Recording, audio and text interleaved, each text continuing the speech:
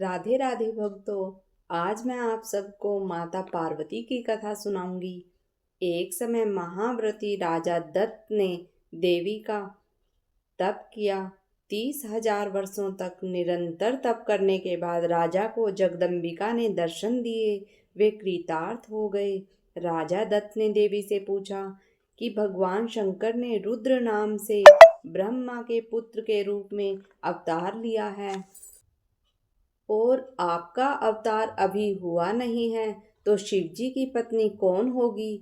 तब जगदम्बा ने उन्हें वर दे दिया कि मैं ही तुम्हारी इस स्त्री से पुत्री रूप में उत्पन्न होकर कठिन तप से शिव की पत्नी बनूंगी। शिवजी बिना कठिन तपस्या के प्राप्त नहीं हो सकते।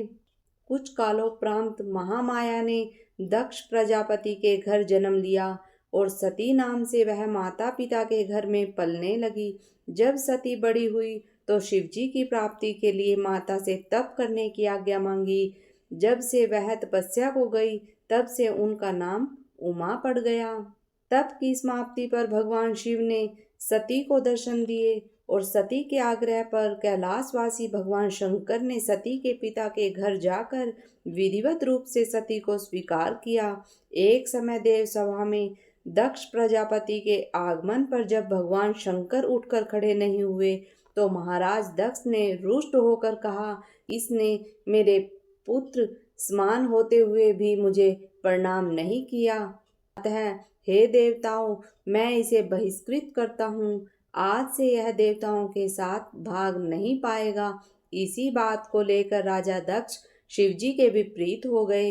एक समय लीलाधारी शंकर सती के साथ नंदीश्वर पर बैठे त्रिलोकी का भ्रमण कर रहे थे, तो दंडक वन में पहुंचने पर शंकर जी ने विरह से व्याकुल होकर घूमते हुए रामचंद्र जी को प्रणाम किया था। इस संबंध में यह भी कहा जाता है कि एक बार शिव जी अखंड समाधि में लीन थे। दीर्घ काल के बाद जब उन्होंने समाधि खोली तो उनके मुख से राम शब्द निकला। भगवती सती ने उसे सुनकर शिवजी से पूछा, हे स्वामी, राम कौन है जिनका आप स्मरण करते हैं? तब शिवजी ने उत्तर दिया, हे प्रिय, राम ही मेरे आराध्य देव हैं। वे साक्षात परब्रह्म हैं। वर्तमान में वह मानव शरीर धारण कर उत्पन्न हुए हैं और भूमंडल पर लीला करते विचर रहे हैं। धर्म की स्थापना के लिए ही मेरे प्रभु ने यह अवतार लिया है, अतः मैं उन्हीं का स्मरण कर रहा हूँ। यह सुनकर सती के मन में संदेह हुआ कि यदि राम पूर्ण ब्रह्म है तो वह सीता के विरह में व्याकुल होकर एक सामान्य मनुष्य का सा व्यवहार क्यों कर रहे हैं। अंतर्यामी भगवान शंकर ने जब यह जाना कि रामचंद्र के पूर्ण ब्रह्म होने के बारे में सती के मन में शंका है, तो उन्होंने सती से कहा, हे प्रिय, यदि तुम्हारे मन में किसी प्रकार का संदेह है तो तुम स्वयं अपनी बुद्धि से परीक्षा ले सकती हो। पति से स्वीकृति पाकर सती उस स्थान पर जा पहुंची जहां रामचंद्र जी सीता के विरह में व्याकुल होकर भटक रहे थे। इस समय सती ने सीता जी का रूप धारण कर लिया था और सोचा कि यदि रामचंद्र उन्हें देखकर भ्रमित हो जाएंगे तो स्पष्ट हो जाएगा कि वे पूर्ण ब्रह्म नहीं हैं। परंतु सती ने जो सोचा था उसका उल्टा हुआ। सीता का रूप धरकर आती सती को देखकर भगवान राम ने उन्हें प्रणाम किया और कहा, हे माता, आप वन में क्यों विचरण कर रही हो? भगवान शंकर जी कहाँ हैं? रामचंद्र जी के मुख से माता शब्द सुनकर सती अत्यंत लज्जित हुई और इस स्वरूप को त्याग कर शंकर जी के पास लौट आई। शिव जी भी योग दृष्टि से यह सब कुछ देख रहे थे। जब उन्होंने सती को मातृतुल्य सीता के रूप में देखा तो त्याग दिया। सती के मन में घोर पश्चाताप और दुख हुआ, लेकिन अब क्या हो सकता था। शिवजी ने सती से कुछ न कहा, लेकिन धीरे धीरे सती को भी पता चल गया कि भगवान ने उन्हें पत्नी रूप में त्याग दिया है। वे दुखी रहने लगी। इसी समय दक्ष प्रजापति ने कनखल नामक स्थान पर एक बड़े भारी यज्ञ का आयोजन किया। यज्ञ में भाग लेने के लिए उन्होंने सभी देवी देवताओं को तो आमंत्रित किया, लेकिन पूर्व द्वेष के कारण शिव और सती को नहीं बुलाया। राजाओं और देवताओं को विमानों में बैठकर यज्ञ में सम्मिलित होने के लिए जाते देखकर सती ने भी अपने पति से चलने का आग्रह किया। शिवजी ने बिना निमंत्रण के जाना उचित न समझा। सती ने पुनः आग्रह किया कि पुत्री को पिता और गुरु के घर बिना बुलाए जाने का कोई दोष नहीं है। अतः शिवजी ने सती को तो दक्ष के यहाँ जाने की आज्ञा दे दी, परंतु स्वयं नहीं गए। सती अपने पिता के उत्सव में जाकर सम्मिलित तो हो गई, मगर वहां उसका वैसा आदर नहीं हुआ जैसा कि अन्य निमंत्रित अतिथियों का हो रहा था।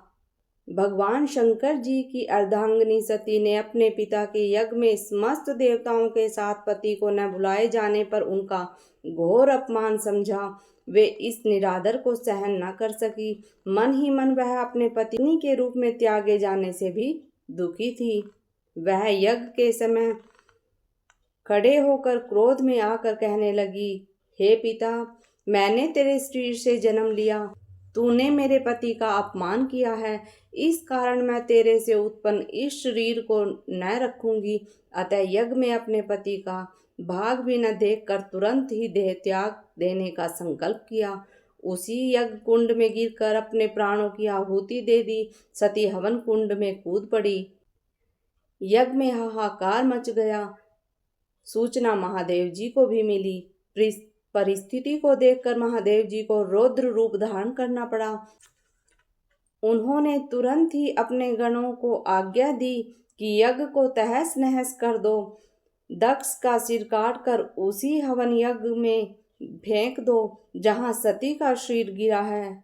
गणों ने यज्ञ नष्ट भ्रष्ट कर दिया। दक्ष का सिर भी हवन की भेंट कर दिया गया। यह देखकर समस्त देवताओं ने महादेव जी से क्षमा मांगी और उनकी स्तुति करी। फलस्वरूप महादेव जी को प्रसन्न कर लिया गया। सबके विचारानुसार यज्ञ तो पूर्ण होना ही था। दक्ष के धड़ के साथ बकरे का सिर जोड़कर उन्हें जीवित किया गया। तत्पश्चात दक्ष ने बकरे की भाषा में बम बम शब्द का उच्चारण करके महादेव जी की स्तुति की। शिवजी प्रसन्न हुए और वर दिया कि तेरी पूजा भी मेरे समान ही होगी। इस घटना के फलस्वरूप हरिद्वार से 4 किलोमीटर पर कनखल नामक स्थान में दक्षेश्वर महादेव का मंदिर बना है। यूं तो साल भर ही श्रद्धालु दर्शनों को जाते हैं, परंतु सावन में विशेष पूजा होती है। सावन के प्रत्येक सोमवार को यहाँ मेला लगता है। मंदिर काफी बड़ा बन गया है। दर्शन करने वालों की सभी मनोकामनाएं पूर्ण होती हैं। इसके बाद शिवजी सती के विरह में व्याकुल होकर उसके मृत शरीर को कंधे पर डाले हुए तीनों लोकों में घूमने लगे। इस स्थिति को देखकर भगवान विष्णु ने चक्र से सती के मृत शरीर के टुकड़े टुकड़े करके गिरा दिए। सती के देह के अंग 12 स्थानों पर गिरे। इन सभी स्थानों को शक्तिपीठ कहा जाता है। पति के अपमान से दुखी हो अपना शरीर त्याग करने के बाद फिर से उन्हीं महादेव जी से विवाह करने के अभिप्राय से उन्होंने हिमालय के घर जन्म लिया। अब सती की माता का नाम मेनका था। मेनका सद्गुणी और अत्यधिक रूपवान थी। माता के समान ही शरीर का वर्ण उज्जवल होने से उन्हें गौरी और पर्वतराज की कन्या होने के कारण पार्वती कहते थे। आज भी वह जगत जननी आदि शक्ति और सर्वव्यापिनी के रूप में भारत में पूजी जाती है। बोलो पार्वती माता की जय।